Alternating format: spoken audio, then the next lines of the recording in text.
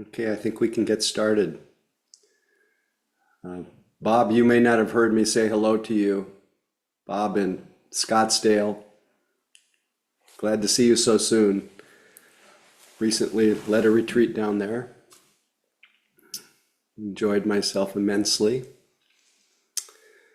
Glad to see the rest of you too. I'd like to have as many cameras on as possible so that we can say hello before we start tonight instead of in the middle. So thank you. Glad to see you, Pat.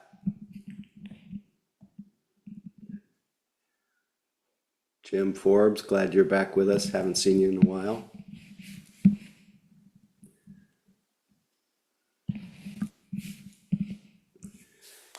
And just like to invite you to say hello to each other. You can say where you're calling in from if you're so inclined. You just have to do your own unmuting though. Big love from Nashville. Hey, Jerry. Hello, Hello. Karen and Francisco from El Cerrito. Hello. Mario from the Canadian prairies. Yeah. David in Burlingame. Hey, David. Angela, San Francisco. Hello, Angela. Hello, prairies. I didn't get the chance to say hello to the prairies. Rebecca, hi. Heard you.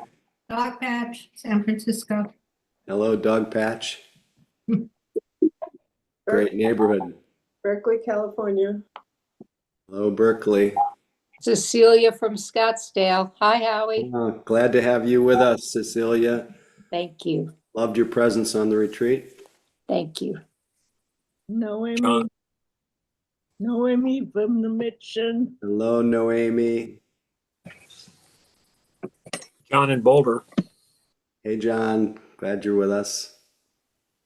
Michael from Edmonton. Hey, Michael. Jim from the Mission and the Marais. All right. No kidding. Oh, love that neighborhood. You know, I lost, Howie, I lost my nephew at 24 in Scottsdale by a bullet, but his mother is now embracing Buddhism big time, so I need her to connect with you. So next time you're there, she can sit with you. Very sorry about your nephew. Thank you. Anyway, glad you're with us. I am Eileen in Sebastopol, and I need to meet you, Monsieur Marais. I love it there. For those who don't know where the Marais is, it's in Paris. So we're kind of a little melting pot here. Keith, Berkeley. Hey, Keith, glad you're with us. Stuart in San Francisco. Hey, Stuart, welcome. Dan in San Rafael. Hey, Dan. San Rafael. Ray from San Rafael. Dan's always got the beautiful light. He's bathed in light. It's on many levels. Anyway, thanks for saying hello. It's nice for other people, for me to hear and for others to hear you, and to remember we're not just little boxes. Where each of us has a story, has all of life has conspired to make us what we are, where we are, who we are, all that. So it's always good just to acknowledge the miracle of our existence, even in the midst of a very strange time in our, at least US, Canada, world. We can appreciate, and actually as a practice of resistance, just keep remembering the wholesome, cultivate the wholesome, as it's talked about in the Tucson, in the teachings in the Tucson. Anyway, glad you're with us. And, let's all sit together, remembering that when we sit together, it is very special, and it's special because we are together and we lift each other we keep each other accountable and buoyed by the fact that others are here and care. So there's a like-mindedness, there's a a common commitment to ethical conduct and non-harming, to taking care of each other, to awakening, and that has a certain kind of power to it. And so we acknowledge that by sitting together. And we also have the added great good fortune of having realized that our relief, liberation, cultivation, everything is accessible to us, not in some other time or place, not based on time, but is always already available to us as our own natural state of being aware if we nurture it. So close your eyes and start by being aware of the touch of your eyelids, being aware of the other felt experiences of the sitting body from the inside that help you know that you are sitting, help you know that you are embodied. Feel the shape and the form of your body that we know as sensation, aliveness, vibration.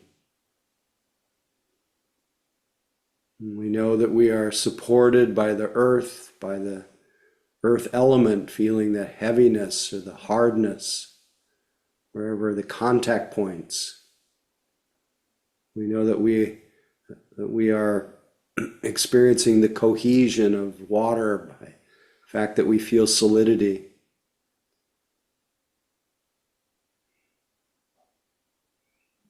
We feel the presence of the natural element of fire by our temperature. And we feel our breath, the air element. So we use the nature of our body as a call to being aware, and being aware as a call to our bodies.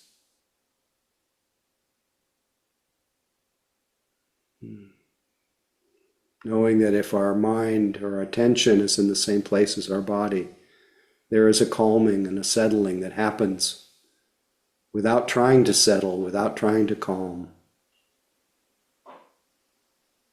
There's a recovery of the natural calm, natural peace, natural ease.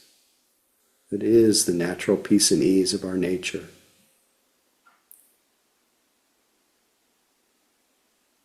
And since our mind is habitually going this way and that, we give rise to the intention to stay here embodied, to return here again and again, no matter how many times our frog nature causes us to jump out of the plate. We put the frog back again on the center of the plate.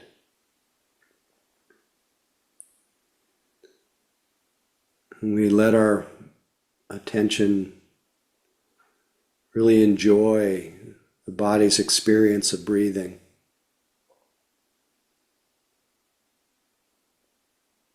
And we let our body enjoy its own breath. Awareness and body.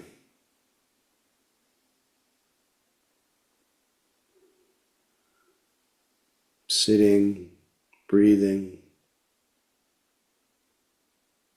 Then we enjoy what we see.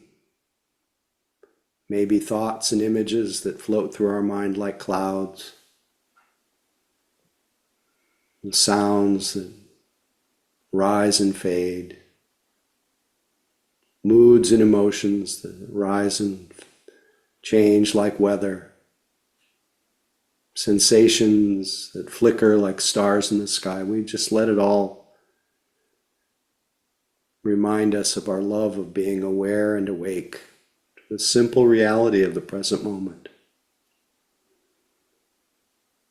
And at the center of it, we find our general body awareness and breath. And we stick to it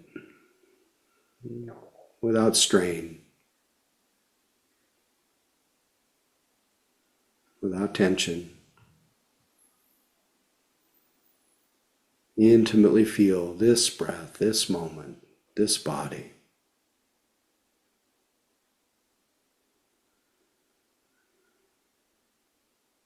We let go of the imagined future and we settle back into the moment.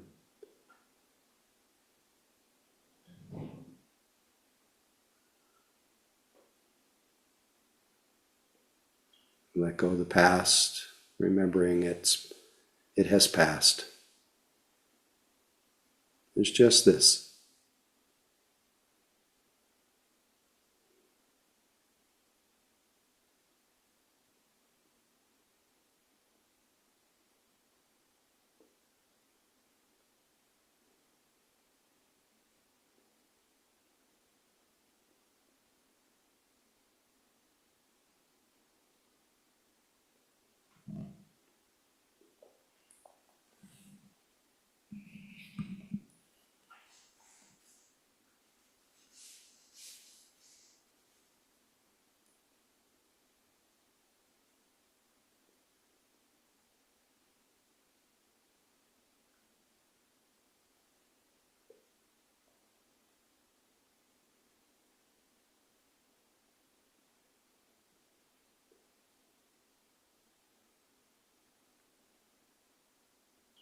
Remembering that once you're here and aware of the presently arising experience, there's nothing to do or undo or fix or figure out.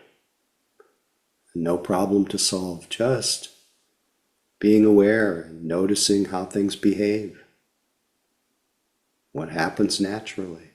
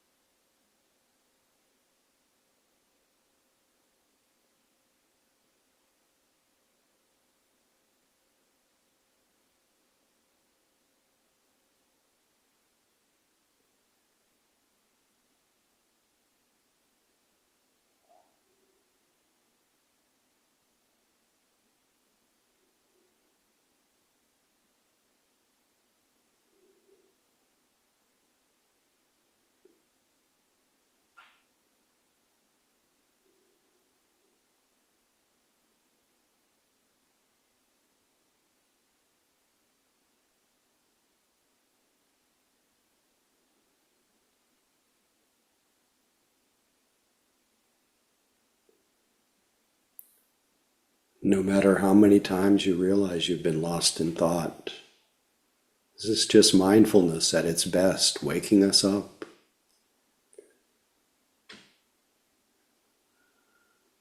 And once we awake to where we are, and we very mindfully redirect our attention back into our bodies.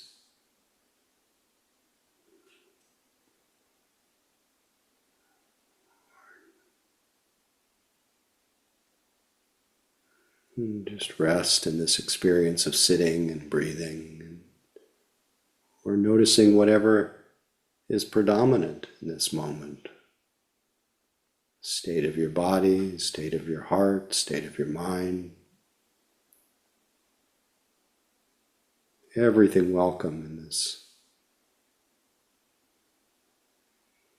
great openness that is mindful awareness. Just this moment.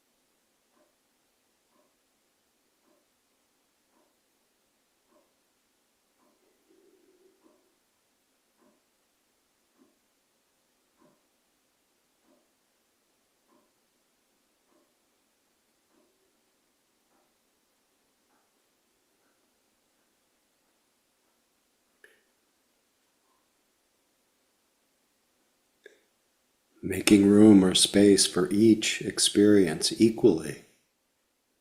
Even if mind is spacey, it's just spacey mind being known. Mind is dull, this is dullness. Just opening to the presently arising experience, then letting the self-correcting nature of awareness take over you. If you need energy, you'll sit up, refresh yourself.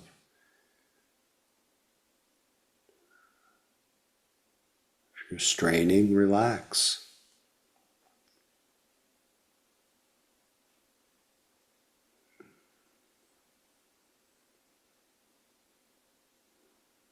Just letting the truth of our experience guide us.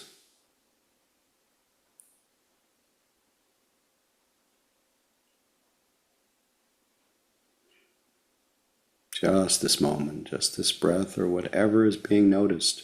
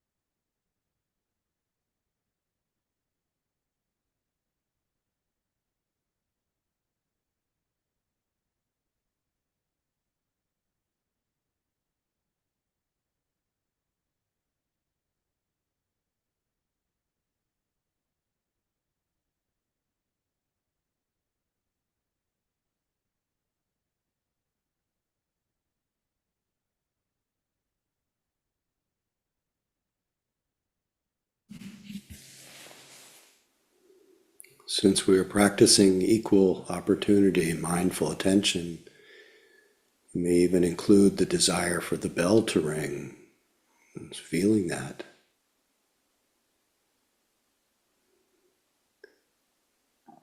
And at whatever point the bell does ring, being aware of the sound of the bell, hearing, notice it.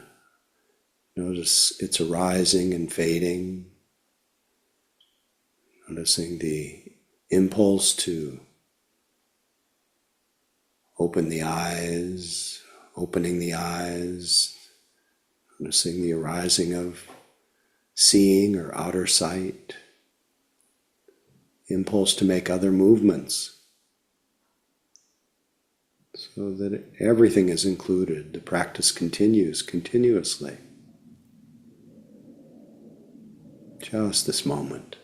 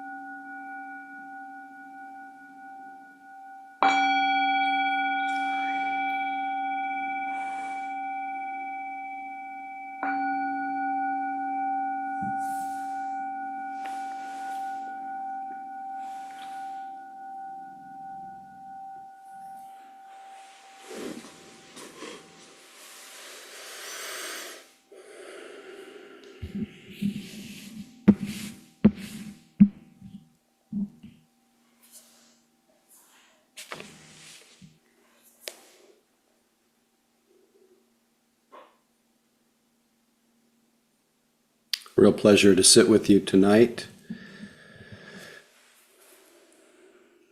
I missed being with the group last week, but I know you were in good hands with Eve Ekman. And happy to be back and curious if there are any questions, comments, topics that emerged from the sitting this evening, or about any of the instructions. And I guess, Stephen, you'll break the ice. Yes, thank you. Pleasure. My question is, I have a, Is it relevant to tonight's practice, Stephen? I don't know. Well, I'm hoping that I wanted to at least first make it a space for questions, comments, topics that emerge from the sitting tonight. If it's related to that, then I'm quite No. open. No, it's something that is personal. But Okay, something that, yeah, something that's personal. maybe we'll just let it rest for a few minutes and then I'll come back to you. Okay. Thank you, Stephen. Anything that feels very immediate, related to the practice tonight or practice in general? Don't be bashful. Your question, topic, comment will be of some use to others as well. Hopefully.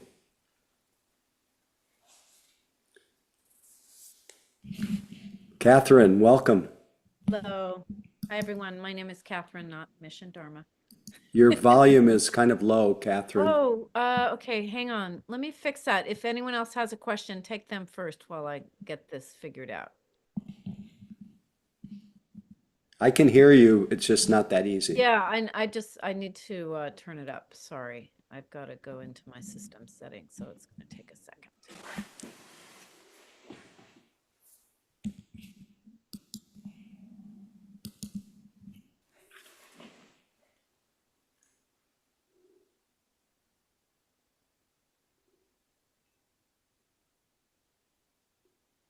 Anyone Is that else? any better? Not really, but so go ahead. It's good enough. Okay, not sure what's going on. So I guess I was thinking about kind of how the practice is grounding, but also feeling a sense of helplessness in light of everything that's going on in the world, and particularly with Trump, et cetera. And I'm wondering, as Dharma practitioners, what can we do? What should we be doing? Well, it's going to be hard to stay with just what's happening tonight, but that's obviously what came up for you as you were sitting. And if it's the experience that showed up in the practice or any time where the feeling of helplessness comes up, that is the meditation. Meditation doesn't really reach beyond the knowing and the experiencing of the presently arising experience. That's what the Buddha called one fortunate attachment. Just having a relentless interest and pursuit of the presently arising experience. Mm-hmm. So that's helplessness. And so this is what helplessness is like. This is how it's felt through the body. This is what happens in the mind. And then to be able to meet that with wisdom, with kindness, and work with it just as that. But in terms of the how to map out a response to the political situation, obviously you want to be grounded in that sense of presence. You want to be developing equanimity, right? So that helplessness gives way to equanimity, gives way to courage, gives way to compassion. Yeah. I guess I feel. And that is a form of resistance in a big way. Mm-hmm. Mm-hmm. Yeah, go ahead. You started to say something else. Yeah, I guess I have a sense of like how important and good Dharma practice is for me, and I'm sure for all of us, in terms of becoming more grounded and available for action. And I suppose that's where I'm sitting, just kind of feeling like, gosh, nothing I can do is enough, but it's what I can do. Mhm. Like, this is what I can do. And then just in terms of more subtle way of viewing the world, one, and maybe more subtle, but just a wider view, is that this is really nothing new under the sun in a way. Is there are certain patterns that repeat themselves over and over, and so it's important to have a wide view. It's important to see that every one of the players is in a way just playing out their karma. They can't really do otherwise. Mhm. And you, as someone who may practice your own kind of compassionate resistance, you're playing out your part. But it's really kind of a cosmic dance. So if we look with a wide view, and that each person is imbued with the same capacity for awakening as you, and that and so somehow, as a counteracting of the demonization of the othering, of the hate that then flows from othering, and all of that. So there's so many dimensions of using our practice at times like this. Well, the wide view is super helpful. Thank you. Pleasure. I'm sure you spoke for many people, needless to say.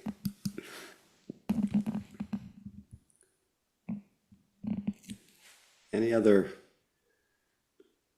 Lisa, please feel free. And I'm going to come back to you, Stephen, as soon as I'm. Hi, Howie. Hi, Lisa.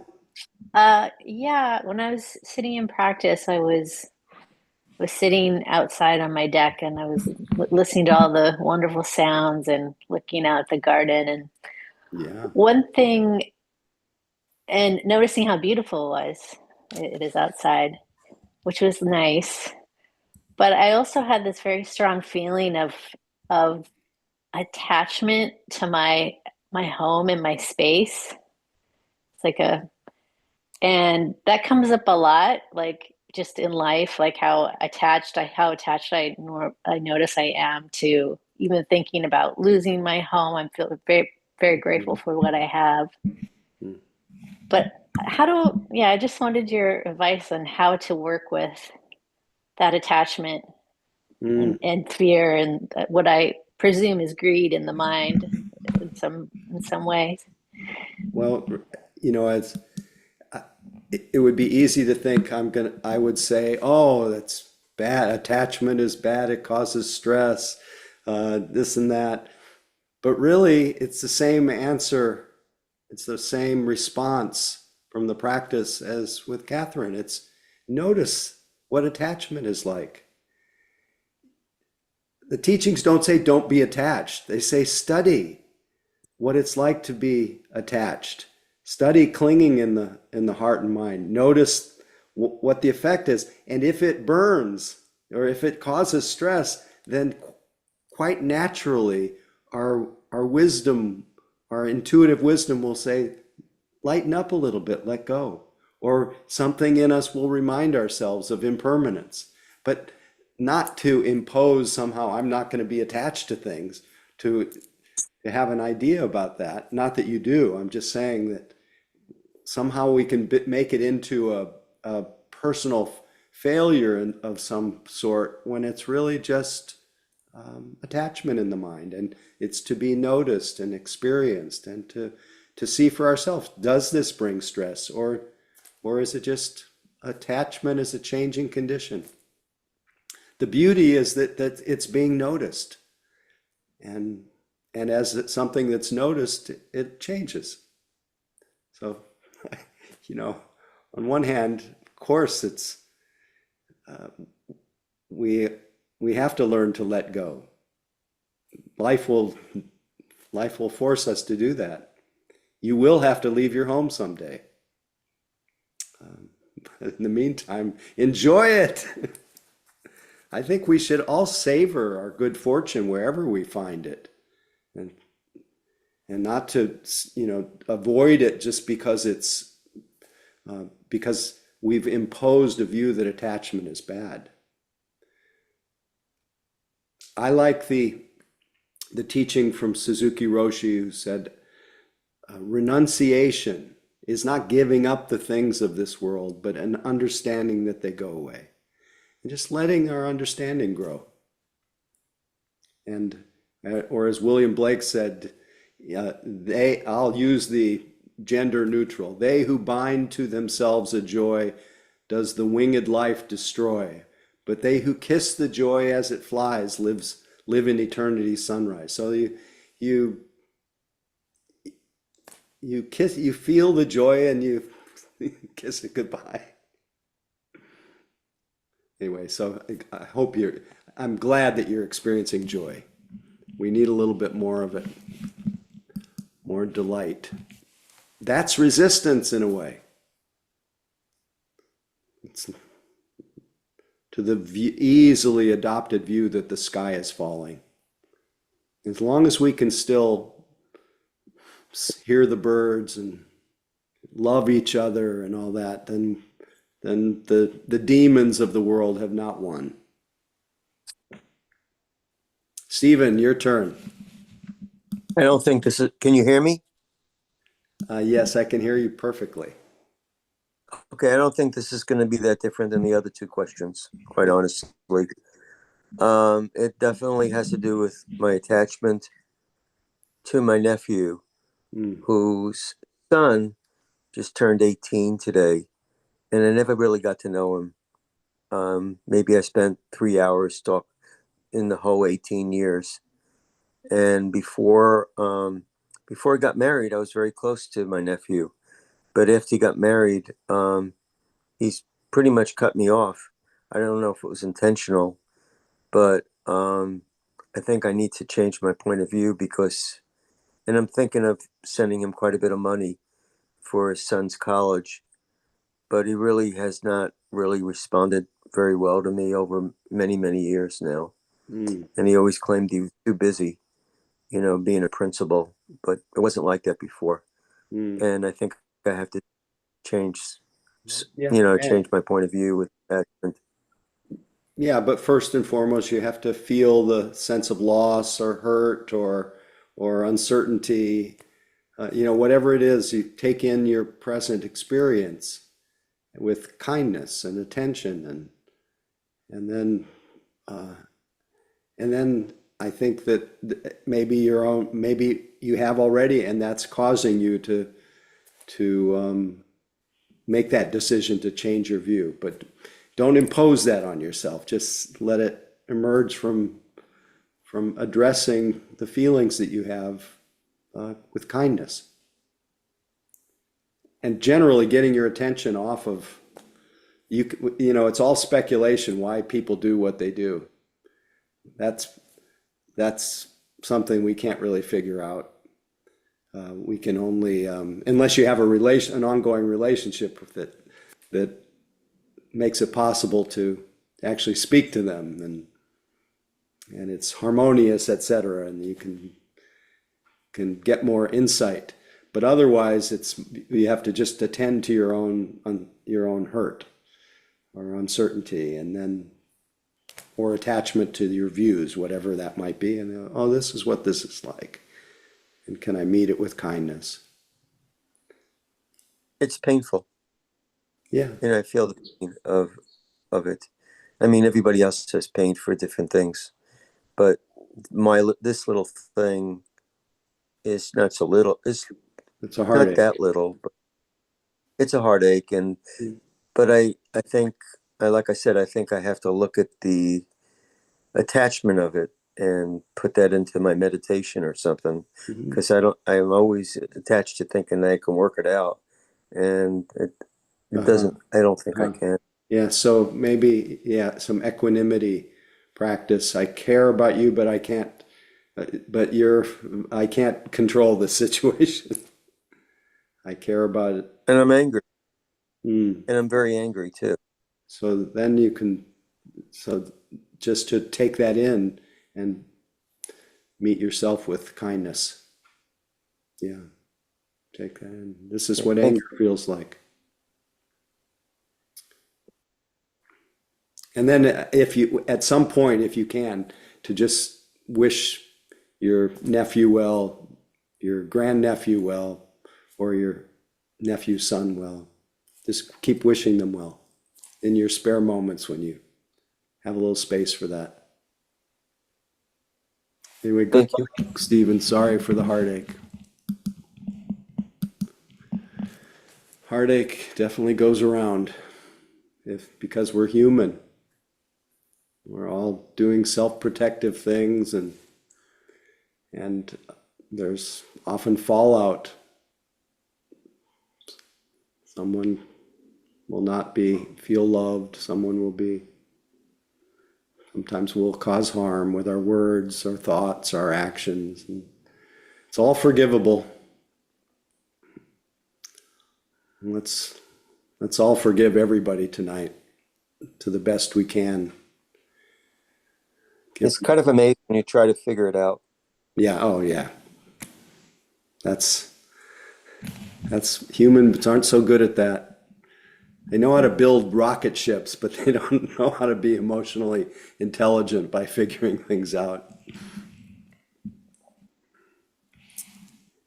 Anyway, thank you all for your comments, questions. I think tonight it may be self-serving, but my thoughts were about just commenting about the word rest. The word rest. Any of you who've sat with me for many years know that I'm very fond of a teacher named Nyoshul Ken Rinpoche. He was a great Dzogchen Tibetan master, no longer alive, but a teacher to many of Western students. And Nyoshul Ken has a very famous utterance that has been put to music by Sogyal Rinpoche and other people. And his passage is, rest in natural great peace. This exhausted mind, beaten helpless by karma and neurotic thought, like the relentless fury of the pounding waves in the infinite ocean of samsara. Rest in natural great peace. So I recite that a lot, rest in natural great peace, because it reminds me to rest when I'm weary, physically weary, mentally weary, emotionally weary. It reminds me that in the middle of it there can be rest, and that rest is not in something that I do, someplace I have to go to, but I can rest in natural great peace, that there is within me peace that is natural, that is not created, not constructed, not conditioned, but is in some ways intrinsic to my nature. So that's something that I like to remind myself a lot of. And even saying the word puts me in touch with that fundamental peace, that fundamental rest that is available. But we are, I've lost Mission Dharma somehow. Catherine, are you? Yeah, I don't know what's going on here. It looks like are you sharing screen? No, I'm not doing anything. Huh. Howie, if you look at the tabs across the top, you'll see one that says meeting. And if you click on that, it should bring it back, like all the way across the top of the screen. Wow. We're looking at Brenda's whiteboard. Who's Brenda? Don't know. Okay, it's gone. I just said stop. I don't know what that was. Let's see if we can return to rest in natural great peace.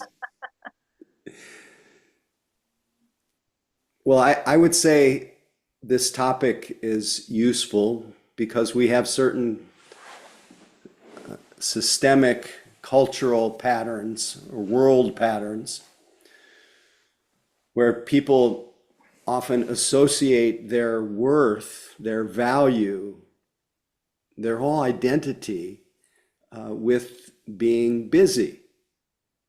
And we're pretty habitually busy. You know, that editorial that I've shared through the years about from Amy Krauss Rosenthal, who says, "How have you been?" Busy. "How was your week?" "Good, busy." He says, "You name the question, busy's the answer." She says, "I know we're all terribly busy doing terribly important things, but more often than not, that's our knee-jerk response. Not only are we busy, but we think it's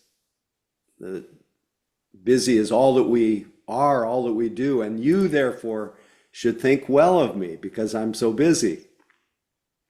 And then she goes on to say, "People always this busy? We're cavemen that busy too? This week is crazy. I've got about 10 caves to draw on. Can I meet you by the fire next week?" She says that it's really about our caffeine addiction and caffeine's luscious byproduct, productivity, the joy of doing, accomplishing, crossing off. But she says, as kids, when anybody would ask you, what's new? What'd you learn at school? Well, you'd say nothing. She says that word nothing is being wasted on the young, and we need to reintroduce it in our grown-up vernacular. I think we actually need to reintroduce rest in our grown-up vernacular. Kind of rest our bodies as a value, as something to be valued. Rest our mind, rest our thoughts. Our part of our busyness is we're busy, as Stephen was saying, trying to figure things out. So resting our weary minds, our thinking minds in this natural peace. But it's really almost as though we don't really know how to rest. Do you know how to rest? I'm curious. Do you feel like you know how to rest?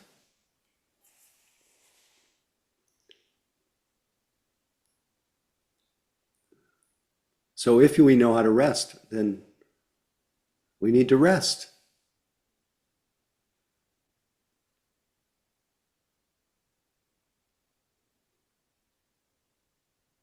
Yeah. I was thinking of all the things today that bring rest, and it's all embedded in the teachings.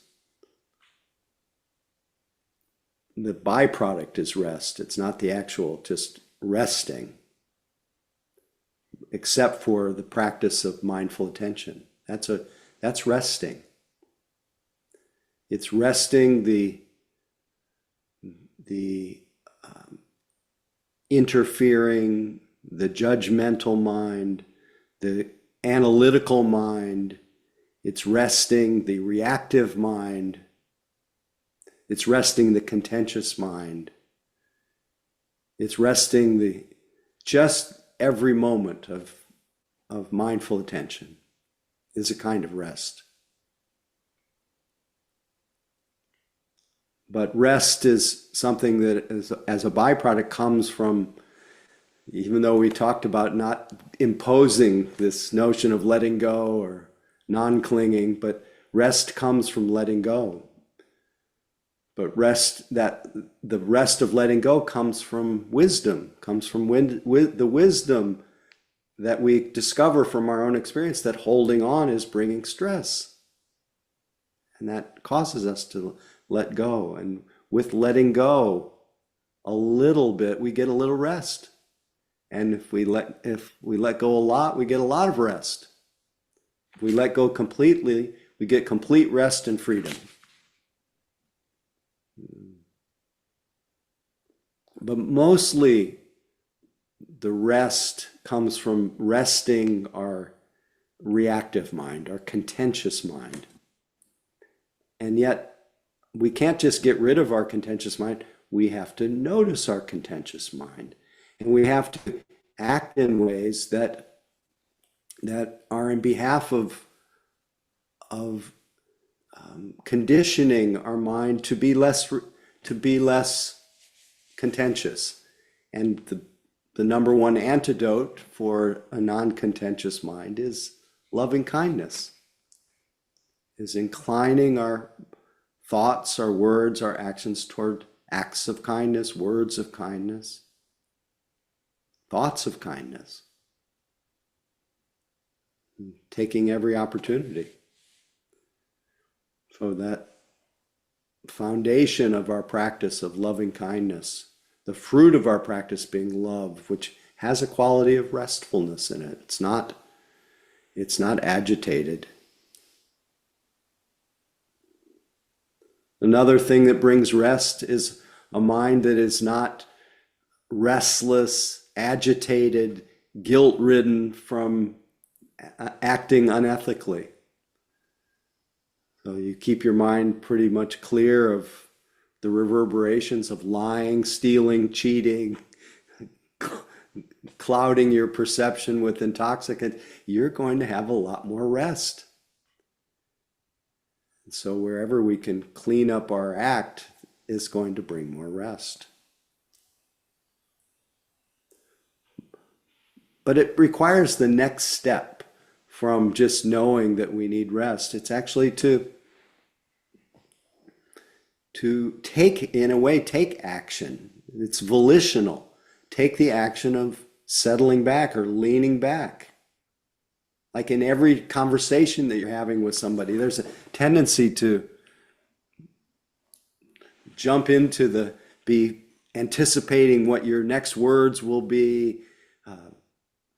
Somehow our tendency is to topple forward. And so to just as a leaning back, physical gesture, and then the mental gesture of, okay, just rest right now.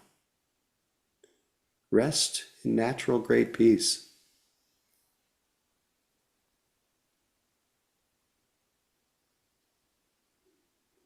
So there's some choosing rest. I don't know, does this resonate? Maybe all of you are resting. Again, to me, it feels like a certain kind of it's the appropriate kind of resistance to this maniacal sense that we need to do something right now. I think a certain form of social action is to rest. It doesn't mean be complacent, doesn't mean to hide our head in the sand, it doesn't mean to be passive. It just means to say, I'm going to rest. I'm going to be, and you can do it for the benefit of others, I'm going to be a sanctuary for others of rest, a gift.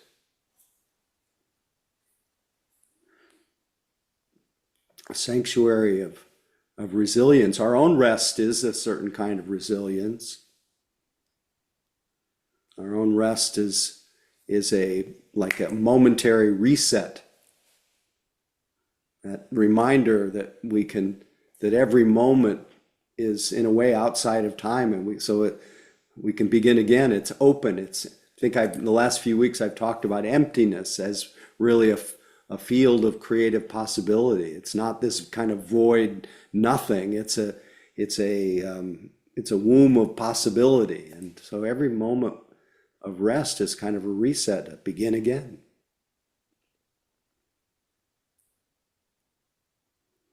And rest is, our practice in a way is resistance to that mind that wants to harm, wants to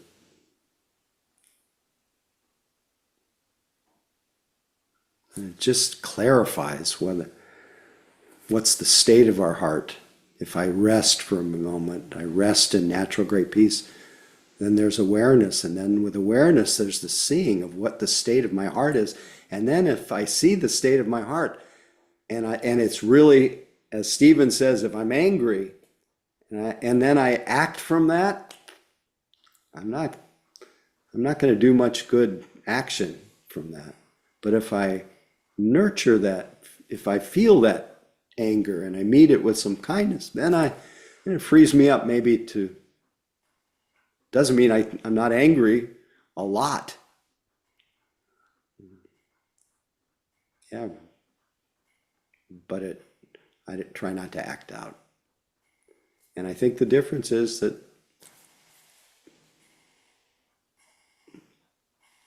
we have the capacity to rest.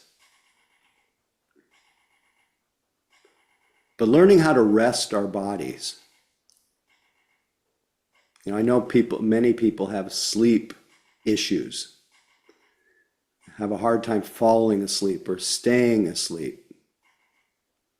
But if we were in the habit of resting and valuing rest, resting our mind, resting our reactive minds, our bodies and our nervous systems would really calm down quite a lot. And even if we don't fall asleep, we can still rest. And I know one of the things that causes unrest is trying to fall asleep when you can't. So why not just rest?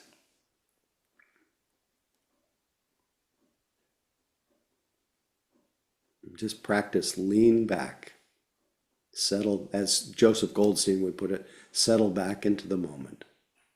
Find some trigger that allows you to rest.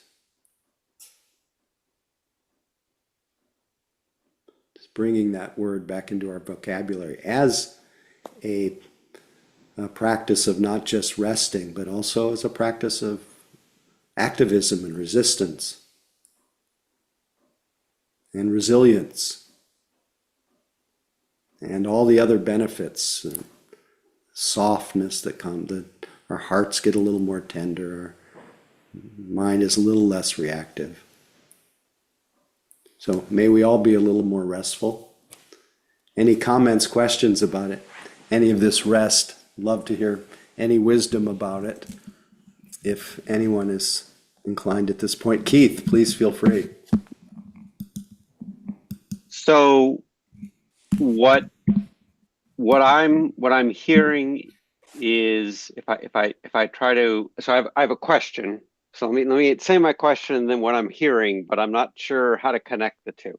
And so my question is about knowing when you've sat back enough that you are ready to act, or that this might be a wise thing to do to act. And I don't mean like, protecting yourself in some circumstance where it's obvious you need to remove yourself, but I mean just as a general sense.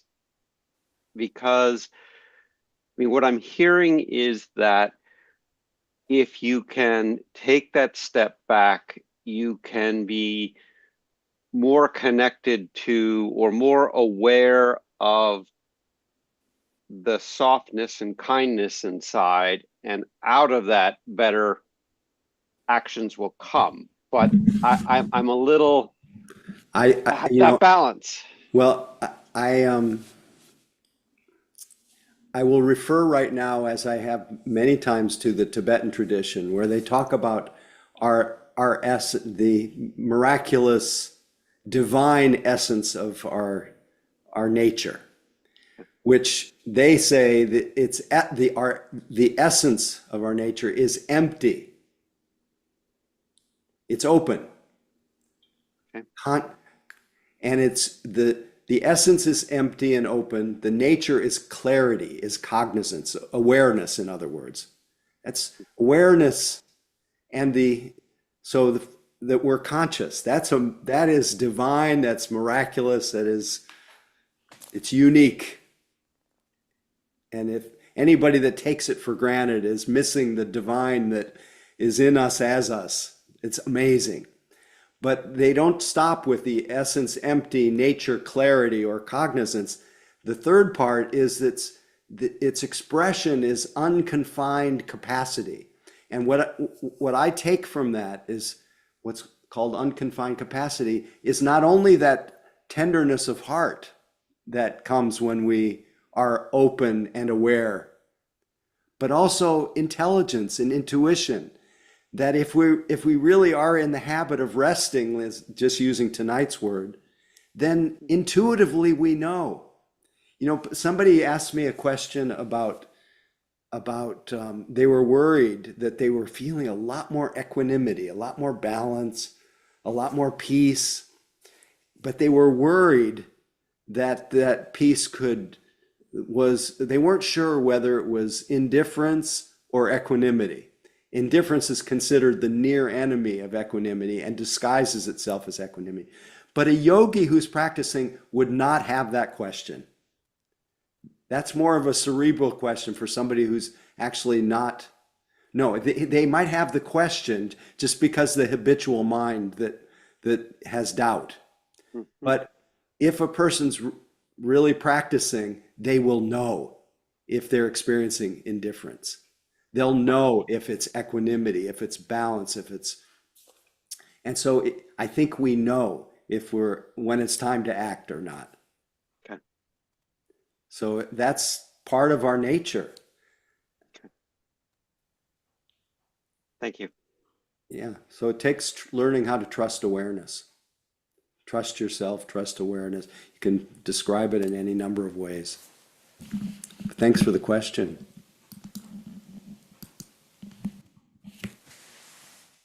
Okay, I think that may be a good time to transition. Catherine, any quick announcements? And please stick around, everyone, if you don't mind.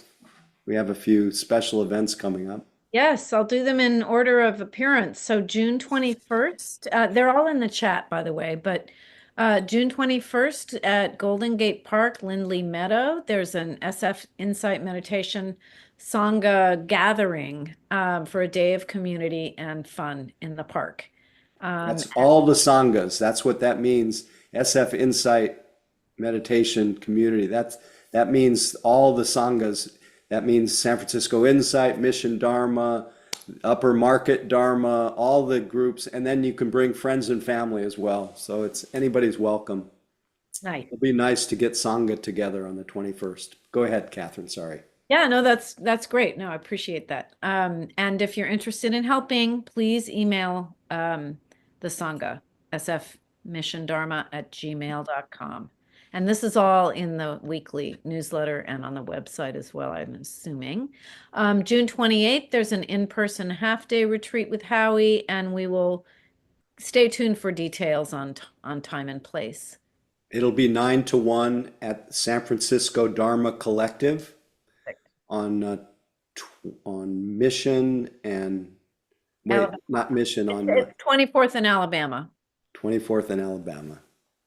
Anyway, hope to see all of you there who are local, and it won't be hybrid, so this one will be just all in person. Okay. And then August 24th, Howie has a retreat, is leading a retreat at Spirit Rock, day long, and the registration is open for that. You'll see details on how to do that either on Spirit Rock or the chat or the newsletter. And also at Spirit Rock, Labor Day Insight Meditation Retreat with Howie in person at Spirit Rock. And that registration is... That probably has, if it's been open, it probably has a waiting list now. So yeah. Come one, come all. If you want to register, do it now. Anyway, thank you, Catherine, and thank you in advance for any Donna support for me, Mission Dharma, and any teacher that takes the seat here. And hope to see you all next Tuesday. And meanwhile, rest your weary minds. Right. Thank you. Feel free to unmute and say goodnight to each other. Thank you, Howie. Good Thank night. you, Thanks, Noemi. Howie. Thank Thank you, you, Howie. Thank Edmund. you and Hi, good good to night. hear Good your night. voice. Yeah, Thank you, everybody. Good thank night. you. Have Thank a you. good week, Good night. everyone. Thank you, Everybody. everybody. Howie. Thanks, Good night, Howie. everyone. Bye-bye. Bye-bye. Have a good week. Sweet dreams. Sweet dreams or rest. Mhm. Thank you, Catherine, for co-hosting. You're welcome. Lovely to see you. Thanks. Thank you. Good night. See you, Maureen. Good night.